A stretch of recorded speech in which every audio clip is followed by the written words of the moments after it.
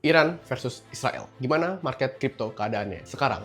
Nah, lo sadar nggak? Hari ini, market kripto itu lagi kayak bom waktu. Di satu sisi, geopolitik lagi panas banget, tapi anehnya, BTC dan Ethereum masih bisa bertahan di zona support. Dan ada satu pertanyaan yang penting yang harus lo jawab sekarang. Lo mau jadi korban panik seperti ribuan retail lainnya? Atau lo mau jadi bagian smart money yang borong waktu market merah?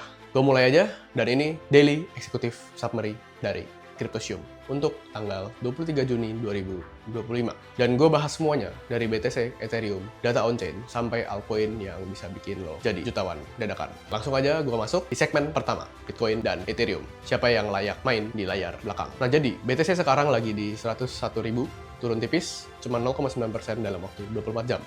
Tapi yang bikin gila adalah dia masih bisa bertahan di atas support psikologi 100 ribunya. Padahal geopolitik lagi hancur, berita perang Iran-Israel masih terus panas dan ditambah lagi US. Lo tahu kenapa BTC nggak anjlok? Karena institusi gede kayak Cardone Capital ini lagi akumulasi barang ya. Mereka baru beli 1000 BTC dan katanya mau nambah lagi 3000 BTC. Nah, ini bukan beli iseng, ini namanya strategi. Oke, volatilitas options naik tajam. Artinya, market maker ini udah pasang posisi dan siap lempar candle besar. Nah, sementara itu, Ethereum sekarang ada di harga 2236, turun juga sedikit, tapi ada hal yang lebih penting dari sekedar harga aja. Ethereum yang di staking ini tembus all-time high-nya di 35 juta koin, tapi harganya masih ngedrop. Artinya, supply dikunci, tapi permintaan belum ngejar. Ya, artinya tinggal tunggu waktu aja untuk naik kembali. Dan ada block trade sebesar 5.278 ETH ini diindikasi jelas akumulasi institusional atau whales yang lagi jalan diam-diam. Segmen 2, data on-chain dan derivatif. Siapa lagi yang masuk pas market panik? Nah, dari sisi arus exchange, ini ada data gila ya. 37.000 holder retail keluar dari Bitcoin. Tapi di saat yang sama, whales ini justru nambah posisi untuk buy Bitcoin. Nah, di Ethereum sendiri ada whales besar yang beli 30.000 ETH, senilai lebih dari 72 juta dolar. Dan itu semua kejadian dalam waktu 8 jam dan transaksinya ini lewat Wintermute dan Coinbase, ya salah satu exchange terbesar di Amerika. Nah, intinya apa? Intinya ini retail panik dan cabut, smart money ini beli diam-diam di belakang. Dan market makin berat di tangan pemain besar. Nah, likuiditas besar kemarin juga udah reda, ETH yang sempat kejatuhan dan dilikuidasi 45 juta dolar di harga 2.300. Sekarang udah terserap dan balik ke tangan-tangan yang kuat. Nah, structure market mulai sehat ya. Yang lemah udah disingkirin, sekarang tinggal nunggu aksinya para whales di dalam market. Nah, soal sentimen derivatif ini makin gila. Nah, BTC rasio long short ini 1:3 dan Ethereum ini lebih parah, 1:8. Artinya, funding rate ini negatif di semua pair major. Dan lo ngerti ini artinya apa? Jadi short ini lagi dominan, tapi kalau ada candle hijau sedikit atau pump, akan terjadi yang namanya short squeeze yang nyala. Dan itu artinya candle to the moon bisa keluar kapan aja. Masuk ke segmen 3, narasi global geopolitik dan regulasi. Apakah Bitcoin menjadi safe haven baru setelah gold?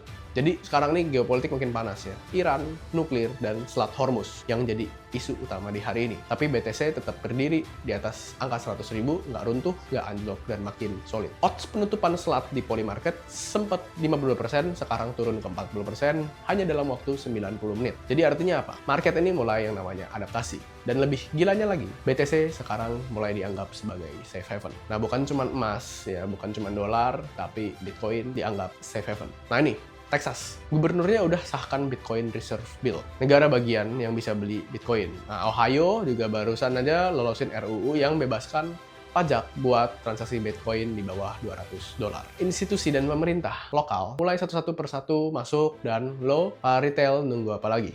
Segmen 4, trade versus opportunity. Lo mau takut atau mau masuk di market dengan kesempatan ini? Nah sekarang kita masuk ke intinya. Ancaman versus peluang. Jadi ada ancaman terbesar di hari ini itu ada ini. 1. Kalau konflik Iran makin parah, BTC bisa anjlok di bawah 100.000.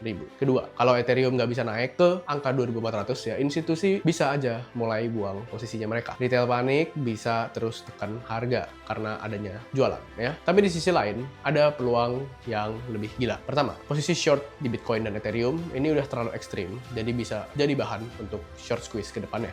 Kedua, institusi udah borong di harga bawah. Dan yang ketiga, hyperliquid ini makin kuat, makin banyak fee yang masuk saat market ambruk kayak gini ya. Dan adopsi Bitcoin di level negara bagian bikin demand yang baru yang belum pernah ada sebelumnya yang terjadi di market kripto. Nah, lo pada retail, ya gak sama, gue juga retail, Masih mau duduk diam doang atau take action? Segmen 5, altcoin alert. Ada 4 koin yang hari ini menjadi token yang gila. Nah, sekarang saatnya gue kasih lo amunisi buat cuan cepet. Ini 4 altcoin yang paling hot hari ini adalah tesis dan research gue di hari ini, bukan ajakan membeli. Pertama, Hyperliquid. Harga sekarang 35,7, naik 8%, support kuat di 30, target ke 38 sampai 40. Platformnya ngasilin 3,7 juta dolar fee per hari. Tanpa visi, mereka udah punya auto buyback yang kuat, serap 25 juta token alias 70,5% dari total supply. Lion Group masuk, dan ada wallet yang baru, setor 17,5 juta USDC.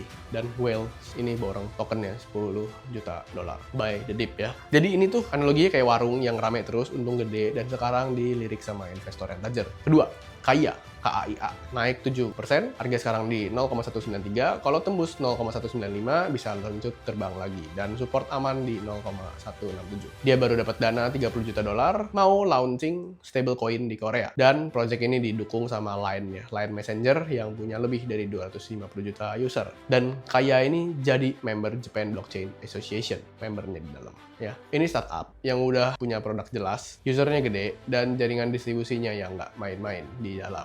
Yang ketiga, Litecoin atau LTC. Lagi bertahan di zona 80, kalau naik ada resistance di 94 sampai 95 dolar. Tapi gini, ada kemungkinan 95% ini ETF-nya disetujuin. Ya, kalau lo ingat BTC waktu ETF lolos, boom, LTC bisa kejadian yang sama juga. Dan ini porsinya accumulate ya. Pelan-pelan aja beli. Kalau lo nggak mau nyesel, nanti ngejar pas harga udah meledak ya. Dan yang terakhir, keempat, SEI, harga stabil di 0,2. Mereka baru launch platform gaming buat iOS. Nah, transaksi harian naik 2 kali lipat jadi 1,4 juta volumenya. Dan SEI ini lagi dilirik buat jadi stablecoin-nya Wyoming. Stablecoin resmi dari negara bagian.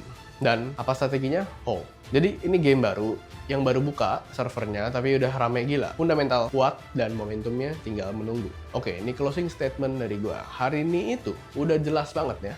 Pertama, retail panik, dan kedua, institusi borong. Retail takut, smart money masuk. Dan sekarang, setelah gua beberin semua, lo mau berdiri di sisi yang mana?